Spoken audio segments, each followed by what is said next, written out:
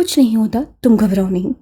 उससे चश्मा दुरुस्त करते मिकाल को हिम्मत दी जो क्रीचर वाली बात से सख्त घबराया हुआ था।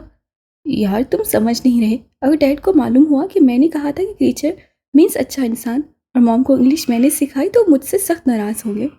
अगर फातिह को मालूम हुआ कि मैंने बताया है मॉम को क्रीचर का तो वो भी गुस्से वाला नाराज होगा। उधर मॉम को सच मालूम हो गया तो वो भी खफा होंगी। क्या तुम अब मेरी कंडीशन समझ सकते हो? मुझे ऐसे फील हो रहा है जैसे मैं अंडे में मौजूद सफ़ेद हूँ जो यहाँ फिसल कर जाए तब भी दीवार से टकराएगा, वहाँ जाए तब भी दीवार से, और उसे सेफ रखना है एक जर्द टिकी को। वो कह रहा था और वो हैरत से सुन रहा था कि वो अंडे में कैसे गया। तुम पहली फुर्सत से अंडे से निकल आओ। काफ़ी सोच वो विचार के बाद गनी बोला, और मिकाल जो गौर से सुन रहा था गहरा सांस भर कर रह गया। वो मोबाइल को सख्ती से थाम लिया, कहीं हाथ से फिसल कर दीवार पर न चली जाए। क्या सारी बात में तुम्हें यही पॉइंट मिला उठाने के लिए गनी? उसे चुभते हुए लहजे में पूछा, जिससे गनी के लोगों पर मुस्कुराहट भी कर गई। क्या तुम्हारा अंडे में घुसना जरूरी था मिकाल? कभी फातिह को ऐसी बोंगी मिसाल पेश करते सुना है? उसे बावर करवाया और मिकाल को एहसास हुआ, साथ ही वो अपना बेसाख्ता कहकर दबाने लगा। मैं फातिह नहीं हूँ, मैं काल हूँ। मुझसे किसी बात की तवक्का मत रखा करो, ना ही उम्मीद। मैं उन दोनों पर कभी पूरा नहीं उतरूंगा। वो बर्जस्ता बोला। गनी कहकर लगा उठा, हम शायद अपनी उम्र से बड़ी बातें कर रहे हैं। वैसे तुम्हें बताऊं, डैड ने मुझे एक मैप दिया है मेक करने के लिए, वही बना रहा हूँ। और अपने फैले रायते को समेट कर कॉल करना, मैं मुंतजिर रहूंगा तुम्हारी कॉल के। वो चश्मा उतार कर रखता आंखें मसल कर लैपटॉप को देखने लगा। तुमने अगर बकवास कर ली हो तो पप्पू को मोबाइल दो। जाने कैसे लोग मान लेते हैं, गनी मिकाल की मदद करता है। वो चुपते हुए लहजे में कहता उसे शर्मिंदा करने लगा, और वो बगैर शर्मिंदा हुए हंस रहा था। लोग वही मानेंगे जो गनी दिखाएगा। तू भी मान ले, गनी के सिवा मिकाल कुछ नहीं। वो बोल रहा था, मिकाल खिलखिलाने लगा। मिकाल सिर्फ आलम के बगैर कुछ नहीं, बाकी की बोंगी अच्छी मार ली। और मिकाल सिर्फ दोस्ती के बगैर कुछ नहीं, और वो दोस्ती गनी है मेरा यार, जिसके बगैर मिकाल वाकई कुछ नहीं। वो पहले उसे सताने के लिए इनकारी हुआ, पर फिर एहसास हुआ यही ठीक है, यही सच जो वो कह रहा था। उधर सुनकर गनी की मुस्कुराहट मजीद गहरी हो गई। और तुम जानते हो, मिकाल के बगैर गनी कुछ नहीं। अल्लाह नजरे बद से बचाए, यहाँ तो बड़ी मोहब्बतें बांटी जा रही हैं।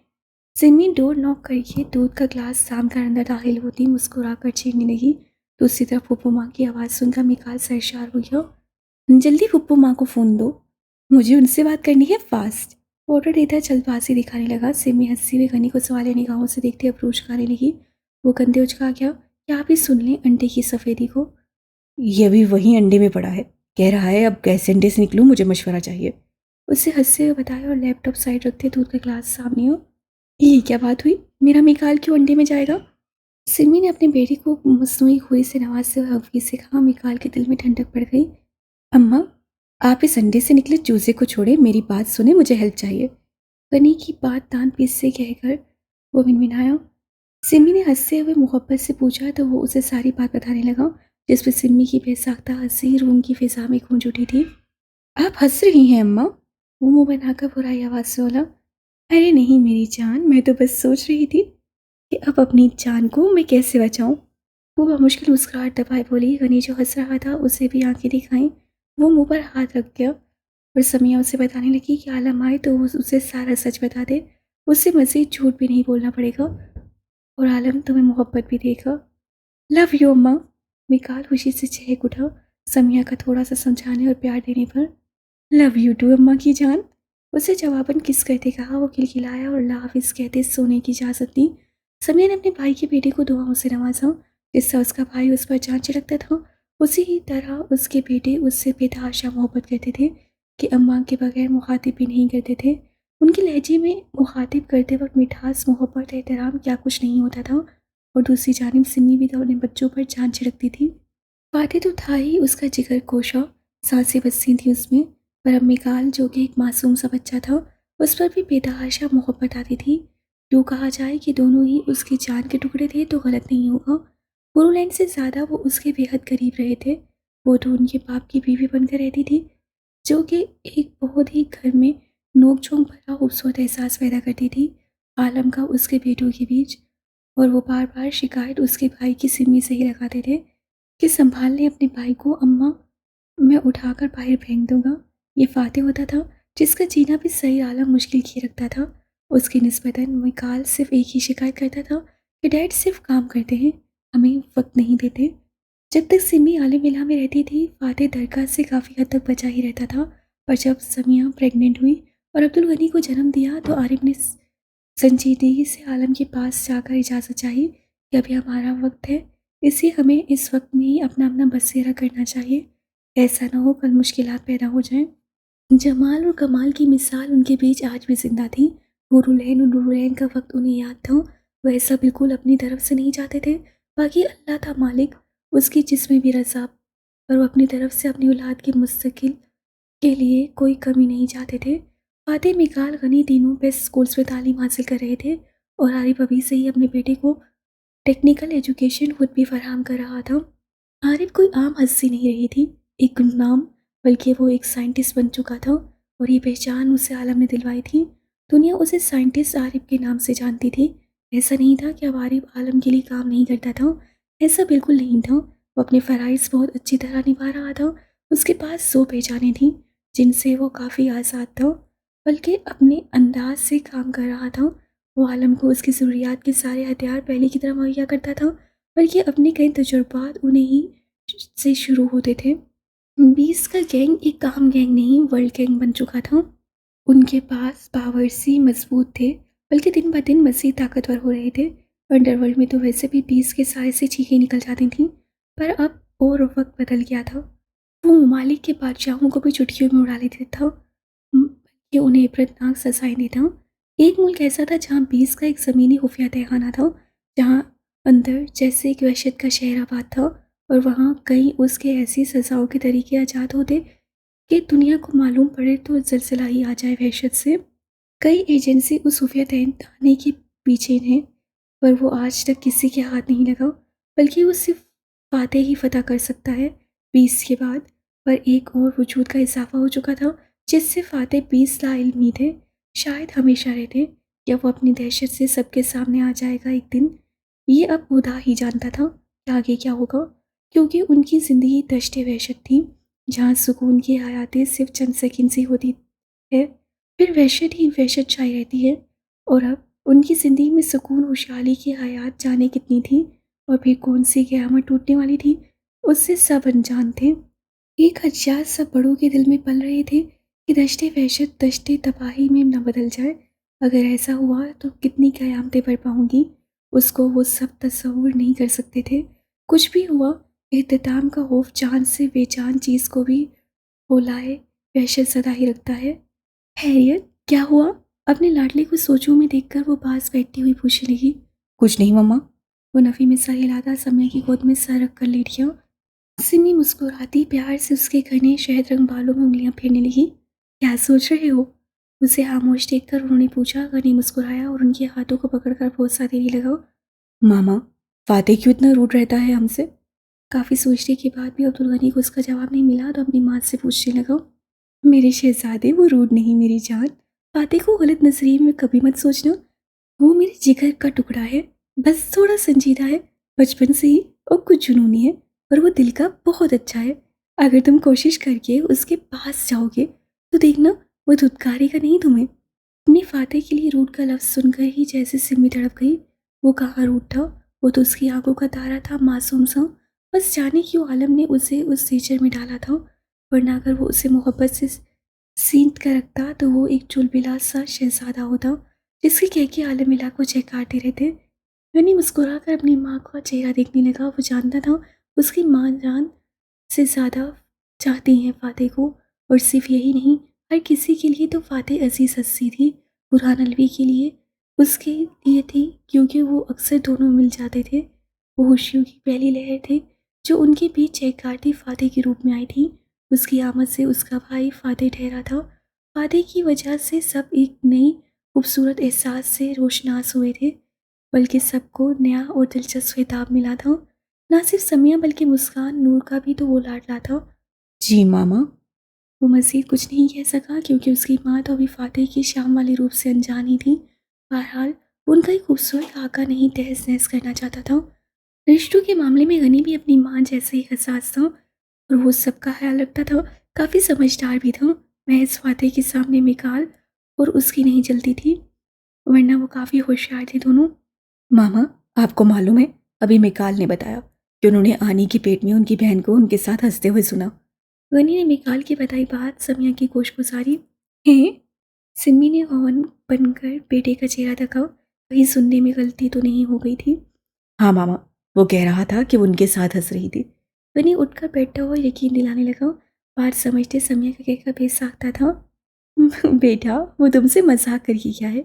वो भी बहुत छोटी होगी, उसे तो हंससे कहकर लगाने का मालूम नहीं होगा। बिल्कुल एक नन्ही हूर जितनी होगी। हंसते हुए सिम्मी ने बताकर अपने बेटे का माथा चूमा जो मिकाल के बेवकूफ़ बनाने पर अब मुंह बना गया था। मामा, मुझे नन्ही हूर कब मिलेगी? वो उदासी से बोला। समिया के चेहरे की मुस्कुराहट गायब हो चुकी थी। अब्दुल गनी की पैदाइश के बाद वो औलाद की नेमत से महरूम हो चुकी थी। इस हकीकत से सब वाकिफ हो चुके थे, सवाए छोटे गनी के समझने से। वो आज भी एक आस लगाए बैठा था अपनी माँ से। समिया ये जानकर बिखरी ज़रूर थी अंदर से, पर कोई शिकवा शिकायत नहीं थी उसे। उसके लिए तो यही बड़ी नेमत रहमत थी कि अल्लाह पाक ने उसे औलाद की नेमत से महरूम तो नहीं रखा ना। इस एहसास, इस भक्ति से रोशनास करवाया अब्दुल गनी की सूरत में। आरिफ की सोच समिया से अलग नहीं थी। वो शिकवा करने की बजाय अल्लाह के शुक्राने करने के आदी थे और आज तक सोने से पहले शुक्राने के नवाफिल साथ ही पढ़ते थे। ये एक पुख्ता आदत बन चुकी थी दोनों की। आरिफ उसके साथ से मुकम्मल हो चुका था और वही समिया भी एक मुकम्मल खुशहाल जिंदगी उसकी संगत में गुजार रही थी। वो उससे जुनून की हद से ज़्यादा चाहता था, उसकी इज्जत करता, उसके लबों से निकलने वाली ख्वाहिश को पहले ही उसके कदमों में लाकर रखता। शोहर के रूप में अल्लाह ने उसे अजीम नेमत से नवाजा था। वो जितना अल्लाह के शुक्राने करती, आरिफ को देखकर उतने ही कम लगते। वो आज भी वैसा ही शरीर उसका दीवाना था। उसकी चूड़ियों की खनक उससे पागल करती थी। ये उस पर रोज़ ही तो आश्कार करता। तुम उदास मत हो गनी, हम लेकर आएंगे ना वो नन्ही हूर। तुम बड़े हो जाओ, बल्कि तुम खुद लाना उसे अपने साथ यहाँ। वो उसका चेहरा थाम कर बोली।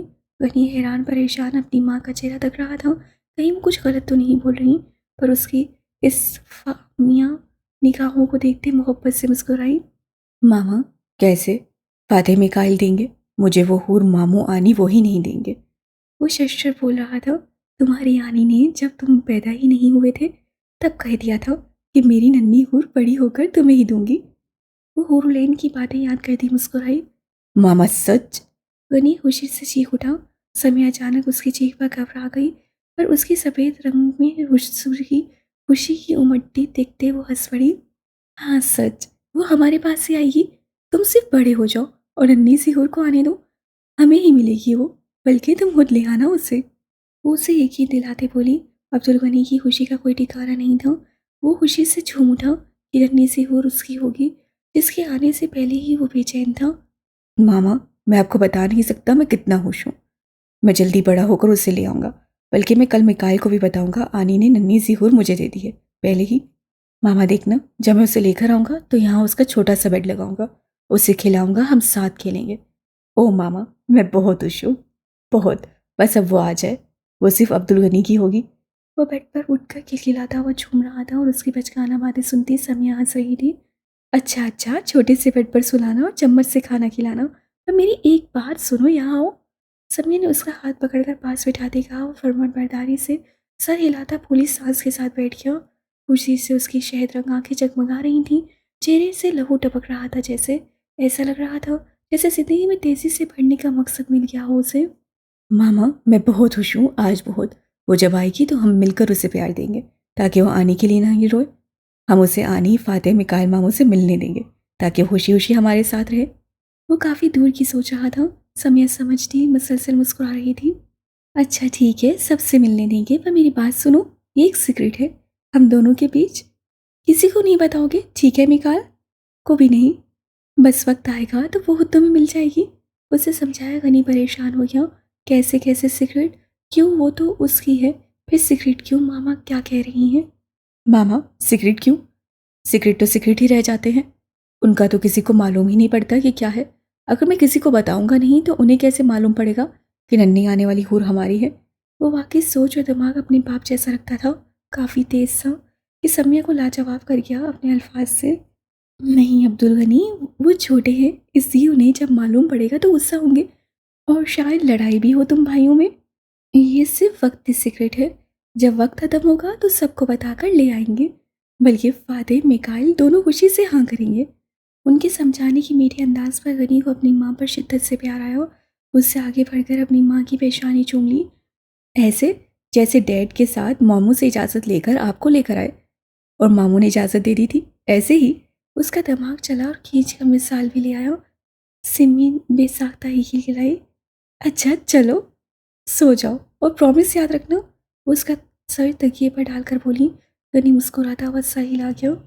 अगर आप कह रही हैं कि वो हमें ही मिलेगी तो मैं ये पक्का प्रॉमिस करता हूँ मामा, पर वो हमें ही मिलनी चाहिए। हाँ, वो हामी भरता हुआ उसके हाथ थाम कर इल्तिजाया बोला। अगर जिंदगी रही तो मैं अपने गनी के लिए खुद उसे साथ ले आऊंगी। अगर इतनी मोहलत ना मिली तो मेरा भाई ज़रूर तुम्हें ही चुनेगा। देखना, तुम से बेस्ट साथी कोई हो ही नहीं सकता। बस तुम उसकी इज्जत करना और उसे बहुत प्यार देना। कभी सख्ती मत करना, उस पर लाडली रखना। वो खुद तुम्हारा साथ चुनेगी। उसे समझा रही थी। गनी जो गौर से सुन रहा था, जिंदगी की मोहलत पर तड़प कर माँ को देखा, पर उनके नफी करते इशारे से उसे खामोश करवा दिया। मामा, हम साथ लाएंगे उसे और साथ खेलेंगे। उसे ये बाजू डालकर वो गोद में चेहरा छुपा गया। समय ने अपनी बेटी को खुद में समेट लिया। वो सोच रही थी कि वो कुछ वक्त बाद एक इशारा अपने भाई को जरूर देगी, ताकि कल उसके बाद उसका गनी अकेला ना रह जाए। बाप तो वैसे ही मशरूफ शख्सियत थी। एक संडे का दिन ही उनके साथ पूरा गुजरता था। जी बिल्कुल, बस आप अपनी मामा की बात पर अमल कीजिएगा और कभी मत डांटिएगा। आने वाली हमारी हूर को उसकी छोटी से छोटी ख्वाहिश का ख्याल रखना, फिर वो खुद ही तुम्हारे साथ भी खेलेगी। समय के अल्फाज गनी ने अपने सीने पर जैसे हंजर की गहरी नोक से लिखने लगे, जैसे सारी उम्र उन पर अमल करना होगा और उन्हें ही याद रखना होगा।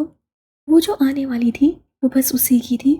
अब्दुल गनी जो एक मासूम सा बच्चा था और इन अल्फाज को अपने सीने पर लिख रहा था, जैसे ये सबक उसे पूरी ज़िंदगी याद रखना है, कभी ना भूलने के लिए। हाँ, इन अल्फाज में उसकी ज़िंदगी उसका मकसद हो। वो ऐसे गौर से सुन और समझ कर दिमाग में हमेशा के लिए हिफ्स कर रहा था। नमाज पढ़ी? उसके माथे से बाल संवारते हुए उससे पूछो। जी मामा, उसे सर हिलाया। चलो शाबाश, अब सो जाओ। और एक ज़रूरी बात याद रखना जो रोज़ कहती हूँ, ताकि कोई कमज़ोर लम्हा तुम्हें भुला ना दे। नमाज की डोर कभी हाथ से छूटने मत देना गनी। ये तुम्हें हर वक्त में काम आएगी, चाहे अच्छा हो या बुरा। नमाज हर वक्त तुम्हारे साथ एक दोस्त की तरह रहेगी, जो दुख समेट कर तुम्हें बेसुकूनी को ख़त्म करके कल वो दुनिया में सुकून भर देगी। उसके बालों में उंगलियां फेरती हुई कह रही थी। गनी सुकून के आलम में सर पड़ा, सर हिलाने लगा। यस मामा, मैं अल्लाह की पकड़ाई हुई डोर कभी हाथ से नहीं छूटने दूंगा। नींद से बोझल आवाज से कहते उससे करवट बदली। समिया के दिल में सुकून उतर गया। वो अल्लाह की कितनी शुक्र अदा करे उसे समझ ही नहीं आती थी। कितना कुछ नमाज सिया था उस रहमान रहीम ने। नेक बा किरदार, चाहने वाला शोहर, फर्मा बरदार औलाद, खूबसूरती, मुकम्मल फैमिली, भाई की खुशहाल मुकम्मल जिंदगी। बेशक अल्लाह के घर देर है अंधेर नहीं। वही है जिस पर उम्मीद मान भरम रखना चाहिए, उसके बनाए वजूद पर नहीं, जो कि खुद उसका मोहताज होता है। इंसान को सब्र अपनी ज़िंदगी का मेन हिस्सा बनाना चाहिए। सब्र करना सीखना चाहिए, क्योंकि अल्लाह से मांगकर सब्र रखने से ईमान भी मजबूत होता है। यकीन कामिल वो देता है, और जब देता है तो उस बंदे की तवक्का से बढ़कर देता है। पर वक्त आने पर देता है, जो वक्त अच्छा होता है, जो उस बंदी के लिए वक्त ठीक होता, क्योंकि वो हमारा रब है, हमारा मालिक, हमें हल करने वाला। वो जानता है उसके बंदे के लिए क्या सही है क्या गलत, क्या उसे किस वक्त पर देना है। वो 70 माओं से बढ़कर जाने वाला सब जानता है। दुआ मांगकर जल्द से जल्द कबूल न होने की शिकवे मत किया करें। हमारा रब किसी को नहीं ठुकराता। बस बात वही है कि वो अपने बंदे के लिए अच्छा देखता है, उसकी नादानी नहीं। शिकवा करके अपना ईमान मत खराब करें। शिकवा कुफर है और कुफर जहन्नुम। इससे तौबा करें और अल्लाह पर यकीन कामिल रखें कि सबर का दामन मजबूती से थामा करें। बर वक्त तौबा करने वाले को हमारा रब पसंद फरमाता है। और क्या हम ये नहीं चाहते कि हम अपने रब की पसंदीदा तरीन हस्तियों में शामिल हों?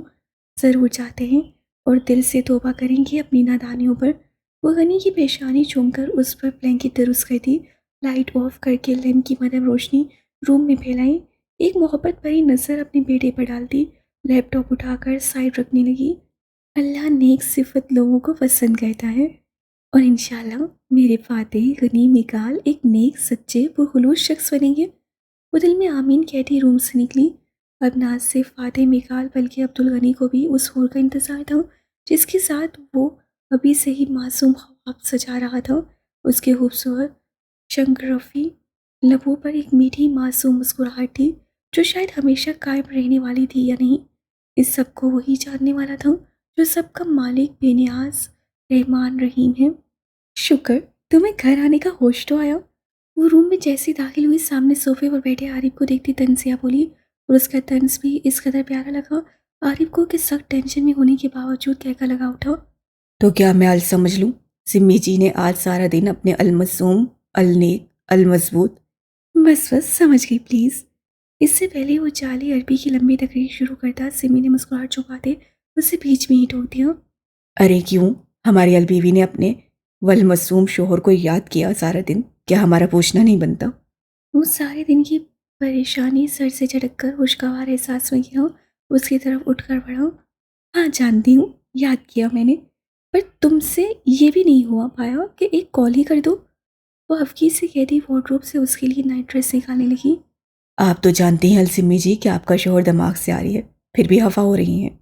हरे लिबास में उसके खूबसूरत सरापे को देखता, कलाइयों में सुर्ख हरी कांच की चूड़ियां देखते, वो मोहब्बत से कहता उसकी कमर में दोनों बाजू बांधकर कंधे पर थोड़ी टिकाए बोला। उसके अचानक हसार पर सिमी सटपटा कर रह गई, चेहरा सारा लाल पड़ गया हया से। क्या परेशानी थी? उसे हाथ बढ़ाकर हैंग ड्रेस निकालने चाहा कि उससे मौका पाते हजार मजीद तंग कर दिया और अपना चेहरा उसकी गर्दन में छुपाया। आलम की कॉल आई थी, वो आ रहे हैं। उससे उसकी गर्दन को जा बजा लबों से छूते गंभीर आवाज से कहा कि घबराई से सिमी चौंक गई। तो इसमें परेशानी वाली क्या बात है आरी? मेरा भाई एक माह बाद आ रहा है काम से, तुम होश होने की बजाय परेशान हो रहे हो? वो लचकर पूछने लगी। खुश हूं मैं जाना, कौन कह रहा है खुश नहीं मैं? वो मुस्कुराते बोला और उसके बालों के बल खोलने लगा। क्या कर रहे हो? नौफिल अदा करने हैं? अगर ऐसी बात नहीं फिर परेशानी क्या है? उससे हब से उसके हाथ पास रखने जाए पर वो कहाँ मानने वाला था। दरअसल कल दरका को बुलाया है और मुझे लगता है दरका चली जाएगी। अगर वो गई तो फाते का रिएक्शन क्या होगा? क्या वो दरका को खुद से दूर होने देगा? आप जानती हैं वो कितना अटैच है उससे। दोनों की नोक-झोंक में एक रिश्ता आबाद है, ये सब जानते हैं। क्या फातेह जानकर दरका को छोड़ देगा? और अगर छोड़ दिया तो क्या वो अपने बाप के बारे में सोचेगा कि आलम सिर्फ उससे रिश्ते छीनता है? मुझे ये सोच सोच कर परेशानी हो रही है। वो उसे घुमाकर अपनी तरफ करता उसके हाथ थाम कर सारी बात बताने लगा, जिसे सुनकर समिया खुद खोल उठी। फातेह तो वाकई बदगुमान हो जाएगा। कुछ भी हो, वो तो छोटा ही है, अभी बच्चा है, इतनी समझ कहाँ उससे। सिमी परेशानी से बोली। आरिफ ने गहरा सांस भरते सर हिलाया और जाकर बेड पर बैठ गया। जब से आलम की कॉल आई है तब से यही तो सोच रहा हूँ। हाथों में सर गिराकर उससे कहा। सिमी उसे देखकर मुस्कुराई और जाकर पास बैठी। जाना क्यों है उसने? वो उसके बालों में हाथ चलाने लगी ताकि उसे सुकून आए। वो यही हुआ। आरिफ को बेतहाशा है सुकून महसूस हुआ उसकी नरम मुलायम उंगलियों की सरसराहट से। उसे गहरा सांस खारिज करती हुई उसकी गोद में सर रख दिया। आप परेशान मत हो, मैं करता हूँ कुछ। उसके हाथों को चूम कर वो बोला। सिमी को उस पर यकीन था, वो संभाल लेता था। बहुत खूबसूरती से सब कुछ इससे सर हिला गई। पर जाना क्यों है दरका को? आलम ने क्यों बुलाया है उसे? उलझ कर पूछने लगी। 7 साल थे दरका को यहाँ रहते हुए, अब तो वो उनकी फैमिली का हिस्सा थी और उनके काफ़ी इसरार के बाद उसके मुंह से उसके बारे में जाना कि वो पहले एक घरेलू औरत हुआ करती थी, 4 दीवारों में रहती, एक आम बाल बच्चों वाली थी। पर एक दिन उसके उस चहकते महकते घर जिसमें उसका शोहर 3 साला बेटा और 16 साला बेटी रहती थी कि अचानक एक दिन क़यामत टूटी थी। दिन दहाड़े कुछ लड़के घर में घुस आए थे और उस गुंडागर्दी में उन्हें सहमाकर उसके घर का सारा सामान तो लेकर गए, पर साथ साथ उस लड़का को भी मार गए।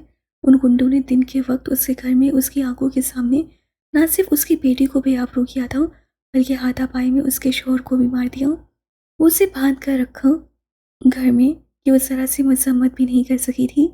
एक आम सी औरत थी, खुशी खुशी अपने घर को संभालने वाली, पर उन भेड़ियों ने सब कुछ नोच लिया, सारी खुशियाँ। वो सारा दिन सारी रात उस घर में थे और इस दौरान ना सिर्फ दरका बल्कि उसकी बेटी के साथ बहुत बुरा हुआ। उसके शोहर को बुरी तरह मार कर एक रूम में फेंक दिया, जो कि पहले ही जिस्मानी लिहाज से कमज़ोर था। पता नहीं कब उससे आखिरी सांसें छोड़ी। इस क़यामत से मुंह मोड़ते तरका उसकी बेटी को अकेला छोड़कर, और फिर ज़रा सी मुज़ाहमत पर तरका के गिड़गिड़ाने भीख मांगने के बावजूद उसके सामने उसके एक मासूम बेटे को माथे पर निशाना लेकर उसकी गोद में फेंक दिया, जिससे तरका की गोद में गिरकर अपनी बहन की आबरू को बचाने की कोशिश में जान दे दी, और बस एक हिचकी भरी अपनी माँ की गोद में। वो भेड़िए दरगाह के दोनों सहारों को नोच खोच कर चले गए। मुसलमानों से नफरत की सूरत उन्होंने न सिर्फ दरगाह के शोहर बल्कि उसके बेटे को मारा, और उसकी बेटी की मौत के जिम्मेदार भी वही थे, जिससे अपने भाई बाप को मनो मिट्टी के हवाले करते खुद अपने हाथों से अपने लिए फांसी का फंदा रात को छुप कर तैयार किया, और जाने कब माँ से बच बचाकर वो फंदा अपने गले में डालकर हमेशा के लिए दरगाह को अकेला कर दिया। वो बड़ी दुनिया में अकेली रह गई। एक मासूम बेटी का सहारा था, वो भी छिन गई थी। और फिर ऐसा कितना ही वक्त आया जिसमें उससे खुद की कमजोरी को महसूस किया। वो नोच ली जाती, मार पीट ली जाती, पर कोई कानून नहीं था उसके लिए। और फिर बहुत सोच समझ कर वो एक नई दरगाह को वजूद में लाई, ऐसी दरगाह को जिससे चुन चुन कर उन हैवानों से बदला लिया, और मसला भी वो जिससे रूह कांप उठे। वो उस मुसलमान औरत को देखने लगे जिससे उन्हीं के मुल्क में उनके पेट में छुरे मारे थे, बल्कि उनके टुकड़े किए और कुत्तों को खिला दिए। वो गिरफ्तार हुई और सिर्फ फांसी का हुक्म हुआ। वो लेडी सीरियल किलर से जानी गई, एक क्रिमिनल बनी। जाने क्या क्या उसके बारे में, उसके दिन के बारे में कहा गया, पर उससे कानों पर पर्दे डाल लिए, क्योंकि वो जान गई थी जहाँ कानून से इंसाफ न मिले वहाँ इंसाफ खुद करना पड़ता है। और उससे क्यों, अब उसे फांसी आती या उसके टुकड़े करते, उससे कोई परवाह नहीं थी, क्योंकि जिसे परवाह थी वो दरगाह तो कब की मर चुकी थी। अब तो एक और बेहिस दरगाह थी जिस पर कुछ असर नहीं होता था। वो फांसी से बिल्कुल बेपरवाह तैयार थी, पर इत्तेफाक से एक गैंग उसे बचा कर ले गया, और लेडी सीरियल किलर से पहचान वहशत हर जगह छाई हुई थी। पुलिस को वो हाथ नहीं आती थी, और जिसका जो भी उसे हुक्म मिलता उसे बगैर झिझके मार दी जाती। वो अपने बच्चों, अपने शोहर की लाश देखकर बेहिस हो गई थी। मज़ीद कुछ नहीं बताया उन्हें, सिर्फ उसके कि वो आलम को जानती थी और इत्तेफाक से उसे मिली, एक हादसे में उसे मिल गई थी। जख्मी हालत में आलम उसे साथ लेकर आया था, पर वो क्या जाने कि आलम कौन है।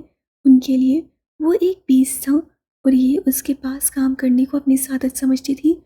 कितने लोग ख्वाहिशमंद थे, कितनी लड़कियां उसके गैंग में शामिल होने की ख्वाहिशमंद थीं बीस को देखने, उसके पास काम करने से, क्योंकि ये अंडरवर्ल्ड में बादशाहत थी। बीस का साथ अगर मिल जाता है या सिर्फ परछाई ही उसकी पड़ जाती रहम वाली। कहाँ खो गई? आरिफ ने उसके सामने हाथ हिलाया। सिमी चौंकी। आपने बताया नहीं क्यों जाना है दरगाह को छोड़कर? वो तो कहती थी फातिह की सूरत में उसे अपना बेटा मिल गया था। वो सोचने लगी। ये मालूम नहीं जाना, उससे बस ये कहा कि दरगाह को साथ लाना। शायद वो उसे कहीं सेफ जगह पर भेजना चाहता है, क्योंकि उसके पीछे भी तो काफ़ी लोग पड़े हैं। उससे असल बात नहीं बताई कि रमशा के लिए बुला रहा है उसे। अच्छा, ये तो अच्छी बात है कि आलम ने अपना मुफाद नहीं बल्कि दरगाह की ज़िंदगी को अहमियत दी। अगर उससे दरगाह की ज़िंदगी सेफ रह सकती है तो आलम बिल्कुल ठीक कर रहा है। इंशाल्लाह मैं और शहजादी समझा लेंगे फातिह को। आप परेशान न हो। चले उठे, अब फ्रेश हो जाए। खाना भी खाया है कि नहीं? सारा दिन बस काम काम, सेहत का तो अब बिल्कुल ख्याल नहीं रखते तुम। वो शुरू हो चुकी थी, और आरिफ उसकी बात से मुतफिक होता अब उसकी हफ्की भरी बातें सुनकर मुस्कुरा रहा था। जब आप हैं अल्बास तो मैं क्यों रखूं अपना अलख्याल? उसे झटके से अपने सीने पर गिराकर उसके गिर हजार तंग कर गया। सिमी के तो आवाज़ से उड़ जाते थे हमेशा से उसके अचानक हमले से। क्या कर रहे हैं आरिफ? वो कसमसाई। मैं क्यों रखूँ तुम्हारा ख्याल? उससे गुस्से से घूरो। क्योंकि मैं तो आपकी नज़र में अभी अल छोटा शोहर हूं ना। वो उसकी आंखों में देखता गंभीरता से बोला। सिमी का चेहरा कानों की लो तक धुक उठा। क्या बदतमीजी है? आप कब कहा छोटा? वो शर्म से सुर्ख होती उसके सीने पर मुक्का मारकर मुंह छुपा गई, क्योंकि वो शरीर बेबाक उसकी इस बात को कुछ और ही रंग पहनाकर उसके लिए मुश्किलात पैदा कर देता था। ओह, मतलब अब मान गई हैं मैं छोटा नहीं? उसे बेड पर गिराकर उस पर खुद झुकता उसके बाल समेट कर बोला। सिमी गड़बड़ा गई। तुम हो मुझसे छोटे, तमीज़ करो अब। वो चिता कर बोली। बहरहाल ये दोनों की तकरार होती थी, खट्टी मीठी सी। तमीज़ी तो कर रहा हूँ, आप ही नाराज़ हो रही हैं। वो आंख दबाकर बोलता उसे कालम को लबों से छू गया, और ये इस कदर अचानक हमला था कि सिमी अपना बचाव भी नहीं कर पाई। उसकी सुखनारी रंगत पर आरिफ का कहका बेसाख्ता था। चलो, ये 7 शुक्राने के नवाफिल अदा करने के बाद मैं तुम्हारे शुक्राने अदा करूँगा। उसकी नाक को छूकर बोला।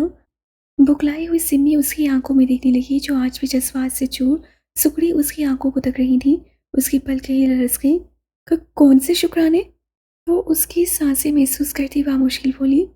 छोटे शोर को कबूलने के लिए। उससे कहने के साथ ही कहका लगाया। सिमी का चेहरा मजीद सुर्ख पड़ गया। कहाँ से छोटे हो तुम? ये मैं बेवकूफ़ थी, वो कहकर कब भींच गई और आरिफ का कहका छत फाड़ था। चलो शुक्र, देर आए दुरुस्त। तुम्हें एहसास तो हुआ मैं छोटा कहीं से नहीं। उसे हंसते हुए कहा। समियावकी से मुंह बसोड़ने लगी थी कि उसकी इस अदा पर निसार होते आरिफ ने उसके लबों पर झुककर एक प्यारी सी जिसारत की। वो झीम कर उसके सीने में झुक गई। बस इतनी सी बात पर नाराज हो गई। वो चिढ़ाने लगा। मैं नाराज सी ही नहीं, सिमी ने मुस्कुराहट छुपा कर कहा। हाँ मैं जानता हूँ, हम नाराज नहीं हो सकते एक दूसरे के साथ। दिल से कभी कोई नाराज हुआ है भला? वो मोहब्बत पाश नजरों से अपनी शरीकी हयात को देखने लगा था, जो उसे फ्रेश होने के लिए भेजती खुद उसके लिए खाना निकालने चली गई थी, ताकि खाना खाने के बाद वो नवाफिल अदा करके सुकून भरी नींद ले और बेतहज्जुद के लिए उठे। ये उनकी रोज़ की रूटीन थी, जो शादी के शुरू दिन से सेट होते आज तक कायम थी। आरिफ की नज़रों के पैगाम से आज उसके खाल दुख रहे थे। वो अपने हाथ मसलती उसके लिए खाना गर्म कर रही थी और जानती थी वो दोनों दो जान एक कल्ब है। खाना ट्रे में लेकर वो ऊपर जा रही थी। पास ही उसके बेटे का रूम था और सामने दरवाजे के पट से कंधा टकाए वो उसे ही देख रहा था। समय उसकी नजरों से छिप गई। क्या है आरी? उससे मिलमिलाते हुए कहा। बता देता हूँ, कहा तो है आपके भी शुक्राने अदा करने हैं। वो मायने एसी से कहता उसका हाथ पकड़कर अपने साथ बिठाने लगा, क्योंकि जानता था उसके इंतजार में बैठी उसकी शरीकी हयात खुद भी भूखी थी। वो भले कहती कुछ ना, पर आरिफ के बारहा मना करने के बाद भी वो उसके बिना खाना नहीं खाती थी। और आरिफ अपनी मोहब्बत के बदले उसकी बेतहाशा मोहब्बत को देखता सरशार था। वो वफाबाज साथी थी, दुख सुख की हमकदम। खुदा का शुक्रगुजार भी था कि उसने उसे समी आलम के रूप में जीवन साथी से नवाजा। बेशक मोहब्बत हवस से ही पाक जज्बा है, जो आज भी आरिफ के दिल में जुगनू की मानन रोशन और जिंदा था, जिसका नाम समी आलम था। मोहब्बत जिस्म की नहीं, रूह के साथी की तलब है, जो आरिफ के लिए समिया है।